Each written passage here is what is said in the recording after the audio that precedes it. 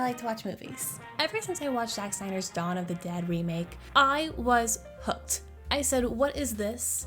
And why do I love it so much? Like most kids, I was a freak and loved the macabre.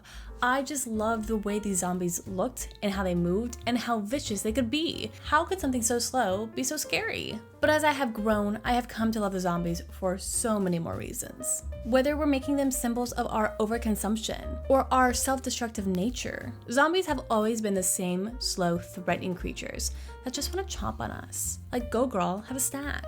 Okay, but why is that one running? These are the infected, i.e. humans infected with the rage virus from our favorite zombie movie that revived the genre. We're talking about 28 Days Later. 28 Days Later honestly made waves through Hollywood and the horror genre. Making a modest $80 million worldwide on an $8 million budget, 28 Days Later really was that girl. She literally revived the zombie genre. That's literally how we got Zack Snyder's Dawn of the Dead. Without 28 Days Later, I would not know what zombies are until much later in my life, and I would probably not be sitting here. Crazy to think about. And while these are really fast-moving, kind of undead presenting creatures, they are not zombies, i.e.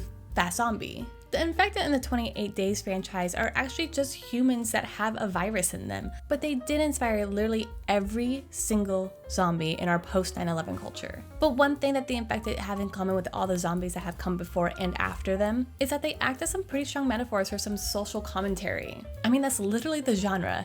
Everything has layers of meaning and depth. And while the infected in 28 Days Later were a reflection of our social rage, wouldn't know anything about her, 28 Years Later is really about the toll of isolation and the fear of change. It's really a movie focused on the effects of the pandemic. Yes, we love movies about her. Not scary. But this movie is very British, and so it's a focus on the effects of Brexit. Now, my European babies, I love you, I respect you, I think the world of you, but I am just a dumb American and I really don't know what Brexit is. I noticed when Britain exited the EU, but like, what does that actually mean in like the context of like your day-to-day life? Like, not to compare my storm to your storm because they're not the same thing, but like, how did it impact you both on the positive side, if there is any positive, and on the negative side? Because it seems like director Danny Boyle and writer Alex Garland have some thoughts, and yet they provide no clarity to me. And maybe that's because 28 Years Later is part of a trilogy that's been planned out. And so maybe this conversation about like Brexit and all this good jazz is gonna be like stretched over a much bigger story that I just don't have perspective on. And while these filmmakers are doing a lot, dare I say it works. Like, I don't know how you can have this like nonsensically gorgeous shot of the entire galaxy at dusk while a hung mutant infected is chasing down a child and Aaron Taylor Johnson in the same movie as Ralph Fiennes covered in iodine while just like peeling the skin off of bones for his art project and still make it work. Like, wow, cinema. And you know what I'm always gonna love about Boyle and Garland? Is that they're not afraid to try something new. I will say that some of the things in this movie, are they done just because they're cool? Yeah, but you know what? Let them do what they want. At least they're taking risk. At least they're trying something new. Garland will continue on with his little flame motif that we saw in Civil War. I think it's corny, but sure. And Boyle and his cinematographer Anthony Del Mattel can just like shoot on as many iPhones as they want with these $5,000 lenses. But what does the British Isles look like after the rage virus really puts them in quarantine? Well, let's find out. Folks, this is where I tell you that I'm about to spoil the entire plot of 28 Years Later. If you're new here, hi, hello, I'm so happy you're here. If you are just here for the review, you can skip all the way to the end for that one. I will leave the timestamp below. It'll be very spoiler free, so you are safe and in good hands, and you could see what I liked and what I didn't like about this movie. Also, my drink of choice tonight is limoncello. I'm really being self-sufficient. Kind of, not really, not truly. Because my neighbor gave me some lemons and I made limoncello with it. And then I made a limoncello spritz, technically. But let's have a sip, yes? Like that, ASMR. So much better than wine from last week, let me tell you. Let me tell you. But if you're still here, let's get into it. We open the film in the good year of our Lord, 2002. A group of kids are trying to watch the Teletubbies, but there's so much ruckus happening around. There are some sirens going off in the distance. There's a mom screaming about something. Ugh. That mom who's screaming strong arms her way into the room to drop off her son, and she's like, how about you stay here and shut the fuck up? These children are stressed out. They need the subtitles because they can't hear over the fear that is beyond that door. And things will get better because you can hear the front door burst open and everyone's screaming as things are falling over and breaking and shattering. Girls, the rage, the infected are in the house. A young boy named Jimmy gets up and he's like, "Dad, is that you?"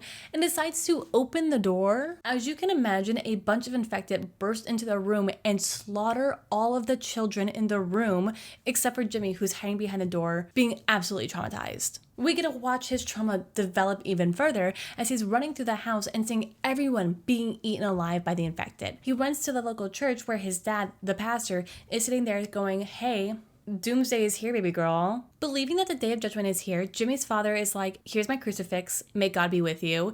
Peace out." And folks, I'm just going to say it here and now. If you are part of a religion where they're like, "Hey, there's a doomsday coming up in about a year. We got the park booked. We got the snacks. We got the vibes. We got the Nikes. We got the tracksuits.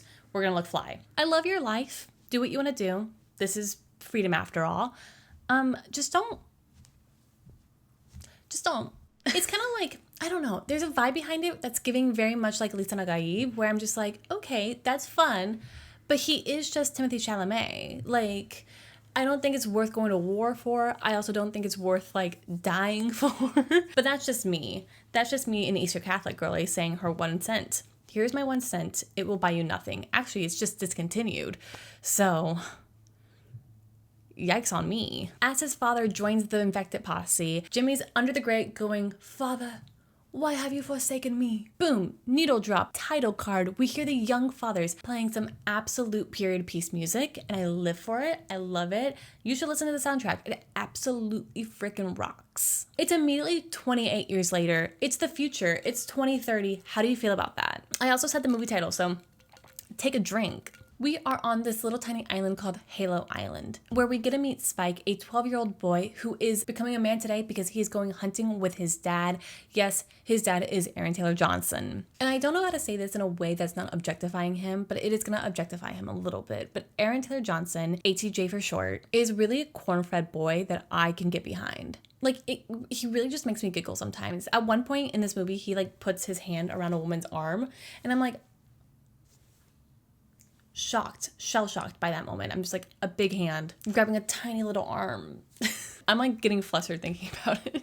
Like, it's so silly to like see someone and it just release so much like dopamine in your brain that you absolutely turn into like this feral monster where you just can do nothing but giggle and like swing your feet back and forth. But don't worry, this isn't a single father situation. He might act like a single dad who works 2 jobs and loves his kids and never stops, but he does have a wife named Isla, and she is doing not well. She is exhausted all the time. She's confused. Blood's coming out of her nose. Things are looking rough city for her. And it's really taking a toll on the family because nobody knows what's going on. Girls, it's 28 years later. Take a drink. There's no doctors. There's no modern medicine. Like, I don't know what to tell you, but this is like the Stone Age in a way. But today is supposed to be a good day. RTJ is finally taking his son to the mainland for a coming of age ritual for this island. Ideally, the kid would be 15 going onto the mainland, but Spike is built different. He knows the rules of Holy Island, which are essentially like, if you go missing, no one's coming after you. Sorry, nothing but love and light, but like, why would we risk our lives to save one person?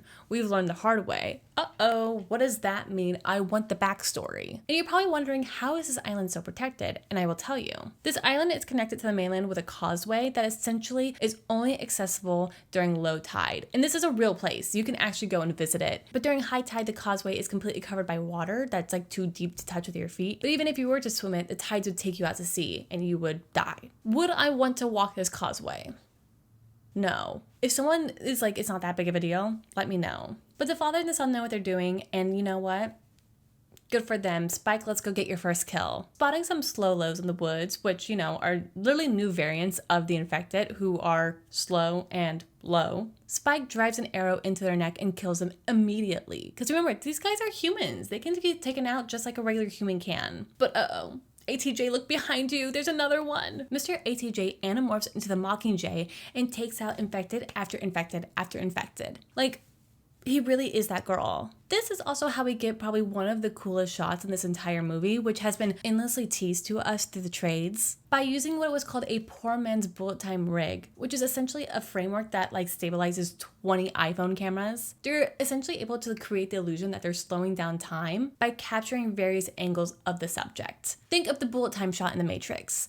Hey, I wonder if that's where they got the name. It's revolutionary, and this is a very cool way to show that you could do it on like a budget. Again, 20 iPhone cameras is like still a lot of money in my humble opinion, but I bet you could do it with like a GoPro. Will they forget about these cool shots later in the movie? Yes, you will never see them after Act 1, so embrace it while you can. Cherish this moment while we have the moments. Unfortunately, on their way home from the hunt, ATJ spots a alpha, which is also another variant of the infected, and it is a massive, how do I say this?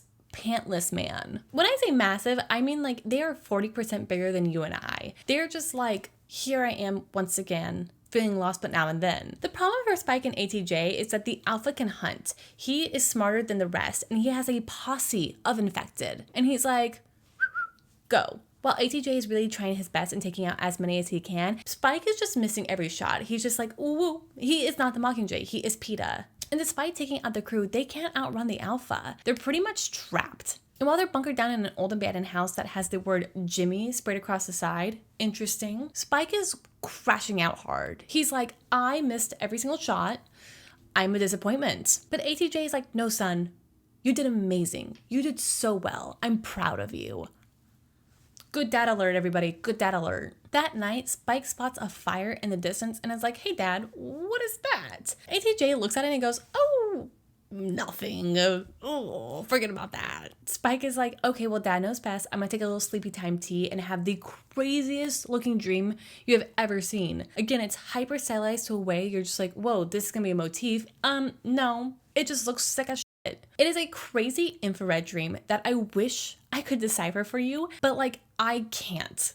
It's literally a bunch of zombies and the alpha eating a deer, which is upsetting to see. And then Isla almost fully submerged in the ocean except for her face up here, and she's just like saying something to Spike. And then the world starts like earthquaking because the house in the real world is absolutely collapsing. Spike almost dies, but ATJ wakes up and yanks him out of the house, and he's like, we gotta go. This whole sound situation has alerted the alpha that we are vulnerable. We gotta go. Luckily, they're able to outmaneuver the alpha and make it back to the causeway, which is only about like shin deep now, so cool for them. Again, you also get a crazy shot of the sky looking like some galaxy pants. And again, what is the point? Because it never appears again. Again, Danny Boyle is living his fantasy, and like you can't fault him for that. Unfortunately for them, the alpha is still a hunter, and he also is just a massive man, and goes, what if, and hear me out, I chased you down through the causeway and decided to murder you.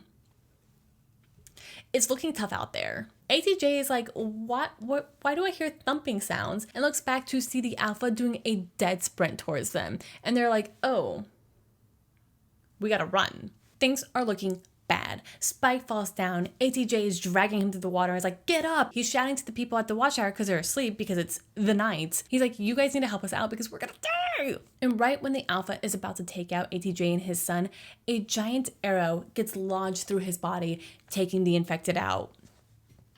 And that's Community. Guys, this whole beginning of the movie is so tense.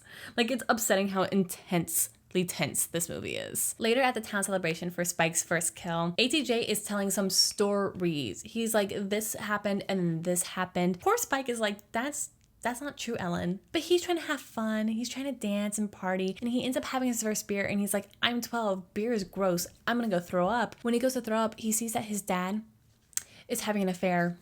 So despite ATJ being a good dad, he is in fact a bad husband.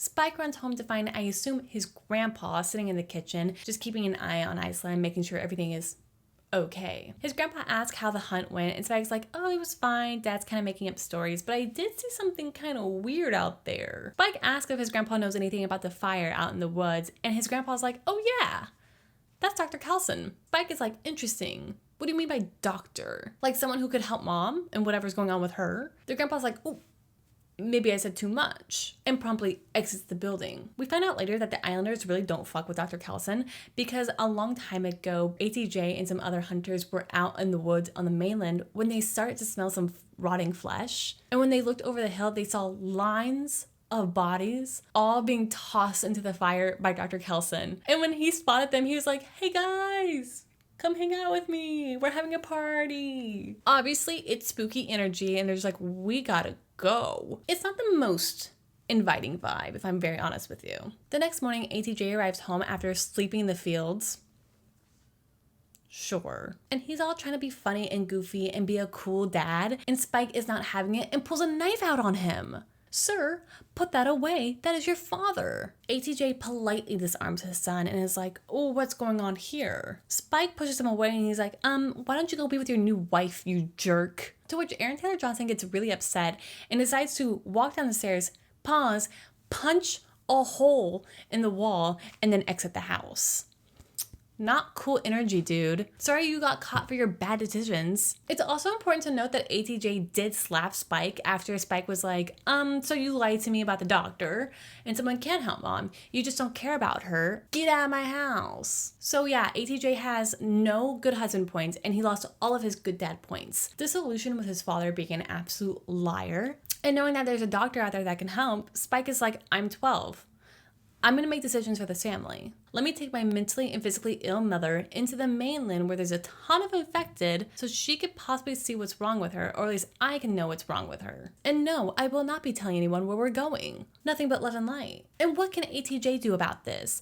He lives on this island where they have rules where you can't be a search party and go out and find people. Like, that's against their constitution. I'm also kind of obsessed with the fact that Spike had such traumatizing experience on the mainland, like his first time, that he went back to the island and said, you know what?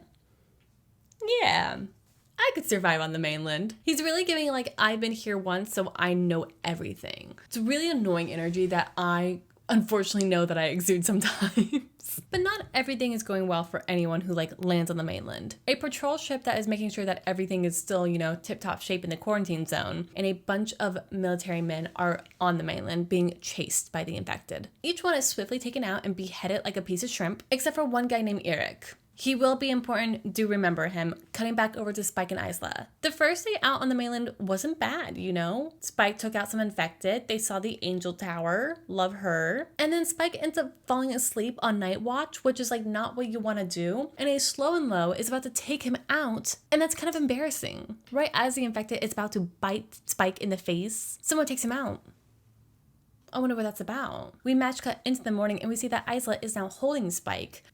Interesting. It turns out in a quick little flashback that Isla had a moment of like clarity and she took out the slow and low by bashing its head in to the like altar above Spike. Where did this mental clarity come from? I couldn't tell you. The next day, Isla and Spike are chased into a Shell gas station that is full of evaporated gas. Everyone is choking on the fumes. And when I mean everyone, I mean the humans and the infected. They are not thriving in the situation. And things are not looking good. That is until the skylight opens up and Eric is there and is like, get down. He shoots his gun and it sets the entire station on fire and it burns the infected to crisp. Luckily for Isla and Spike, they hit the ground and they are A-okay. So the gang is saved and we just added a new member, Eric. Eric is a giant piss baby in my opinion, but he also provides some insight into what the world looks like outside of the UK quarantined islands. They're thriving. They got Amazon, they got Botox, they got nightclubs, they got iPhones, everything continued on as it was, but like everyone's like, oh, UK? Yeah, we don't talk about her because she's quarantined. Does this kind of ignore what happened in 28 weeks later? Yes. But to be fair, Danny Boyle and Alex Garland did not have anything to do with that project. So like they retconned something. They're just like, that was not us. Moving along. As the group walks closer and closer to Dr. Kelson's like main base, because that girl has the fires going on 24/7. The grind never stops. Isla hears some screaming in a nearby train and she's like, hold on, my spider senses are tingling. I gotta go help a woman give birth to a baby. And this isn't just a regular woman. No. This is an infected woman giving birth. Apparently, the power of birth is so extreme that it takes away any symptoms of the virus.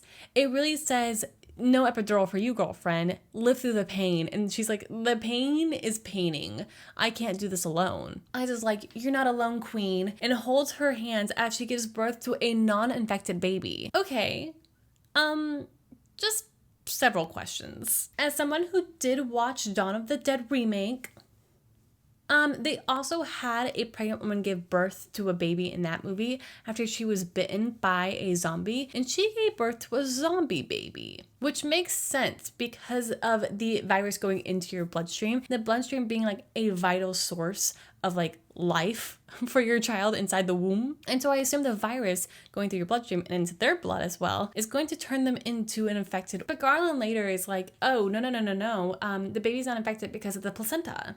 And again, I just have to ask my question. I'm like, did you talk to any women in your life? Did you talk to your wife who gave birth to 2 children and like go, hey, just fact check this for me real quick? Because you really can't have a doctor character later on just go, the placenta. Also, will this baby have any weight or impact on this story? No. Will it have impact later on in this trilogy? I assume. But let's get back to the main story here, yes? Let's get back to 28 years later. When the infected mom comes back to it, she's like, oh, I am the raging queen, let me bite. Eric is like, no, and shoots her dead, which is like not the vibe. And then he's like, I'm gonna shoot the baby. Brother, get a grip. Luckily for us, an alpha named Samson grabs Eric and rips his head off again, like shrimp. And Eric is dead. R.I.P. I don't think he'll be missed. He was gonna kill a baby. It's also heavily implied that Samson is the father of the non-infected baby. So again, I have so many questions. If 2 infected make a baby, wouldn't it be infected? I don't know what we're trying to say here. I don't know. I feel like Garland's never been like a logic kind of guy, you know? He's more of a vibes guy, and I totally get it. But then it gets him into places where he looks a bit like an arrogant person. And look, I don't get it right either. I have opinions, I have takes on things. But you know what? I try, I listen, and I learn, and I grow. Garland, I don't know if he's doing a lot of like personal work behind the scenes, but like he knows how to write the hell out of a movie, and you gotta give him that. And like his things aren't bad, they're just a little tone deaf at times. But you know what? Spike and Isla have a new person to replace Eric, and it's a baby. But Samson's hot on their trail and is about to take them out when a blow dart filled with morphine is lodged into Samson. That's right, Dr. Kelson is here. He has entered the frame, and oh my god, it's Ralph Fiennes. As a little treat for himself, Dr. Kelson is like, I will take Eric's head out of your hands, Mr. Samson. Thank you. And the gang follows Dr. Kelson to his bone temple. So what do you think the bone temple's made of? It's made of bones. All those people that they saw all those years before, yeah, he used all their bones to make his bone temple. It's really a memento mori, which essentially is an art project to remind you that like death is inevitable. Kelson and Spike have this like heart to heart about like the concept of death and like how it is inescapable, and you have to like kind of just learn to live with that fact. And Spike is like, oh, so you're now my daddy. But let's get to the main reason why we're here. What's going on with Isla? Well, it turns out that she has cancer. It's not looking good. And Dr. Kelson's like, I can't really tell you how far along you are, but like, death is coming, girl. Spike's spiraling. He's like, my mom is gonna die. When? How? Where? What can I do? And she's like, my son, all will be good. Hugs him. And then Dr. Kelson hits him with a blow dart. What's going on? Turns out that this was a goodbye, and Isla is going to go into her life with assisted suicide, with her consent, of course. And I didn't realize this was the situation until Kelson came back with her skull and was like, hey, find her a good spot on the bone temple. Spike, who is medicated heavily with morphine and is just like accepting the fact that his mom died, is like, I'm going to put her at the top of the tower and we're going to watch the sunrise together. It's Corn City for sure. After Samson does attack Kelson's HQ, he's like, hey Spike, maybe you should go home. Spike heads back to the Holy Land with a baby, but only the baby gets dropped off. Turns out that Spike is not done with his coming of age adventure. In a note he left to his father, ATJ, Spike is like, hey, here's the baby lore. But then he's like, the baby's name is Isla. And ATJ is like, pour one out. Jesus Christ, my wife is dead. And like, I totally get it, because his son and his wife have been gone for, I would say, 3 days max. And he gets a note in the baby back like, hey, mom died. here's a baby. The ATJ is like, I gotta go find my son, and tries to chase after Spike, but the causeway, it's high tide. He can't make it. With nothing left to do, he reaches out to the mainland and goes, Spike! So how's Spike doing out there in the world all by himself? You know what? He's actually not doing that bad. He's fishing, he's loving life, but there's an infected coming. He also anamorphs into the Mockingjay and is able to take one out, but then 2 more show up and he's like, oh, I gotta go, girl. As he's running, he runs into a dead end and he's like, oh, this is the inn. Say a little prayer for me. And then Jimmy, played by Jack O'Connor, our English prince from Sinners, shows up with bleached out hair, eyes on his wrist, and is like, hi, need some help? He is essentially a Jimmy Savile inspired leader. I don't know anything about Jimmy Savile. If you guys want to like drop the lore in the comments for me, that'd be amazing. But he has a posse of tracksuit Power Rangers that parkour zombies to death. Like, it's such a different tone from the rest of the movie. And just like Spike, I'm like, what is happening? I don't care. I'm invested. It's unclear who Jimmy is gonna be in this like overarching narrative, especially in the Bone Temple. But like, knowing he's based off Jimmy Savile, and again, I did a little bit of research onto this man, he is a predator. I can just tell you this right now, Jimmy is probably going to be an antagonist in the next movie. Jimmy welcomes Spike into his little gang with a sadistic smile. Cut to credits, the 28 years later. Despite the weird ending that many people did not rock with, 28 years later kind of fucking rocks. The tension is there. The pacing is pacing so well. Low key, the language is kooky. It's exciting. It's fun. Risks are being taken. And you know what? I'm here for it. It's a real go to the movies kind of movie. Is the third act a bit too cheesy for me? Yes. Did I have an argument on the way home with my partner about the fact that this was camp?